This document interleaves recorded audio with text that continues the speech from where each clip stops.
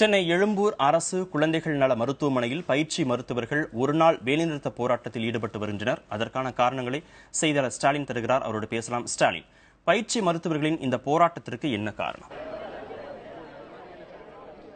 கார்த்திகேயன், அதாவது அரசு மருத்துவமனைகளில் பணிபுரியும் பயிற்சி மருத்துவர்களுக்கு பணியிடங்களில் பாதுகாப்பு இல்லை என்ற கருதி தற்போது பயிற்சி மருத்துவர்கள் இந்த ஒரு நாள் அடையாள வேலைநிறுத்தத்தில் ஈடுபட்டுள்ளனர். அதாவது இந்த சென்னை எழும்பூர் அரசு குழந்தைகள் நல மருத்துவமனையில் இந்த ஒரு நாள் வேலைநிறுத்தமானது தற்போது நடைபெற்று வருகிறது. இந்த வேலைநிறுத்தத்தில் 120க்கும் மேற்பட்ட பயிற்சி மருத்துவர்கள் இந்த வேலைநிறுத்தத்தில் ஈடுபட்டு வருகிறார்கள். அதாவது பல்லாவரத்தை சேர்ந்த மணி என்பவரின் குழந்தை கடந்த 2 வாரத்துக்கு முன்பு எழும்பூர் அரசு மருத்துவமனையில் அனுமதிக்கப்பட்டுள்ளது.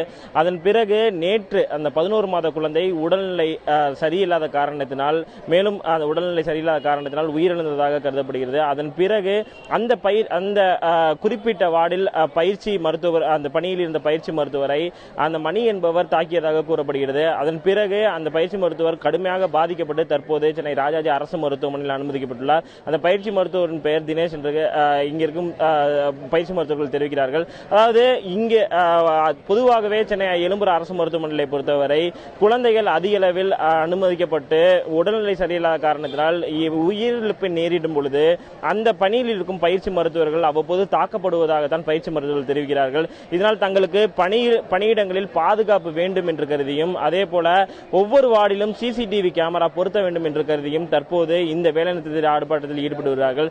மருத்துவ நிர்வாகம் எந்தவிதமான நடவடிக்கையும் மேற்கொள்ளவில்லை. அதாவது பயிற்சி மருத்துவர்கள் இது போன்ற தாக்குதல் சம்பவத்துக்கு ஆளாகும் பொழுது மருத்துவமனை நிர்வாகம் எந்தவிதமான நடவடிக்கை மேற்கொள்ளவில்லை என்றுதான் இந்த வேலைநிறுத்தத்தில் ஈடுபட்டு வருவதாக தெரிவிக்கிறார்கள். இது குறித்து இந்த பயிற்சி மருத்துவர்களிடமே பேசலாம். சார், நீங்க சொல்லுங்க, என்ன காரணங்களுக்காக தற்போது இந்த ஆர்ப்பாட்டத்தில் ஈடுபட்டு வரீங்க? எதனால நேற்று நடந்த சம்பவத்தோட விஷயம் என்று சொல்லுங்க சார். நேற்று 2வது மாடியில் மொத்தம் 8 மாடி இருக்கு. 2வது மாடியில் ஒரு 9 வயசு குழந்தை அட்மிட் ஆயிருந்தது. ரொம்ப முடியாத கண்டிஷன்ல தான் அட்மிட் ஆயிருந்தது. அந்த குழந்தை நேற்று மதியம் 3 மணி அளவில் ரொம்ப முடியாமல் இறந்துருச்சு. அது எதனால் இறந்துன்னு சொல்லி அந்த பேஷண்டோட அட்டெண்டர் அவங்க அப்பா அம்மாட்ட எல்லாத்தையும் எக்ஸ்பிளைன் பண்ணியாச்சு. அந்த டைமில் போலீஸும் வந்திருந்தாங்க. கொஞ்சம் பிரச்சனை இருக்குன்னு சொல்லிட்டு போலீஸ் ஒரு 5 போலீஸும் வந்திருந்தாங்க.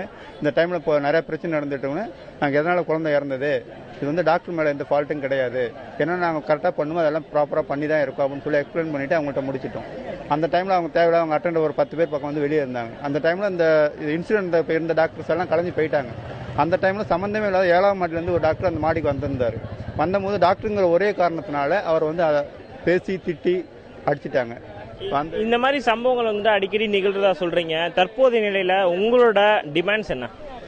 இந்த இன்சிடென்ட் ஒரு 5 போலீஸ் இருக்கும்போது தான் சார் நடந்தது. இந்த ஃபர்தரா இந்த இன்சிடென்ட் இதுமாதிரி நடக்கக்கூடாது. இங்க ஒரு மெயினா இங்க ஒரு போலீஸ் ஸ்டேஷன் எங்களுக்கு வேணும். பர்மனண்டா எந்த பிரச்சனை தான் இமீடியட்டா போலீஸ் வரணும். போலீஸ் வந்தாலும் அவங்க ஆக்ஷன் எடுக்கணும். நேற்று ஒரு 5 போலீஸ் இருக்கும்போது தான் அந்த பிரச்சனையே நடந்தது. புரியுங்களா? அதனால அது இன்சிடென்ட் மறுபடியும் நடக்கக்கூடாது. இப்போ உங்களுடைய கோரிக்கைகள் ஒரு விதத்தில் நியாயமா இருந்தாலுமே தற்போது சென்னை எழும்பூர் அரசு குழந்தைகள் மருத்துவமனை பொறுத்த வரைக்கும் அதிகமான அளவில் குழந்தைகள் அனுமதிக்கப்படுற ஒரு மருத்துவமனை. தற்போது நீங்க வேலைநிறுத்தத்தில் ஈடுபட்டிருக்கனால அவங்களுக்கு, அதாவது குழந்தைகளுக்கு எந்த விதமான பாதிப்பு ஏற்படாத வகையில் மாற்று ஏற்பாடுகள் எதுவும் மருத்துவமனை நிர்வாகம் சார்பில் பண்ணியிருக்காங்களா? நீங்க உங்களுடைய மாணவர்களிடம் கலந்து பேசி என்ன மாதிரியான முடிவுகள் எடுத்து? ஸோ இந்த எமர்ஜென்சி டிபார்ட்மெண்ட்டும் தீவிர சிகிச்சை ஃபங்க்ஷன் ஆகிட்டு தான் இருக்குது. அதில் வேலை பார்க்குற டாக்டர் வேலை பார்த்துட்டு தான் இருக்காங்க. அது பாதிக்கப்படலை. புரியுங்களா? எங்களுக்கு தேவை இமிடியேட் அந்த அடித்தவங்க ஹாஸ்பிட்டல் ப்ரொடெக்ஷன் ஆக்டில் நடவடிக்கை எடுத்தாங்க. எஃப்ஐஆர் ஃபைல் பண்ணி இமிடியேட்டாக அரெஸ்ட் பண்ணி ஆகணும். ஃபர்தராக இந்த இன்சிடென்ட் எதுவுமே நடக்கக்கூடாது. இங்கே மெயின் ஒரு போலீஸ் ப்ரொடெக்ஷன் வேணும்.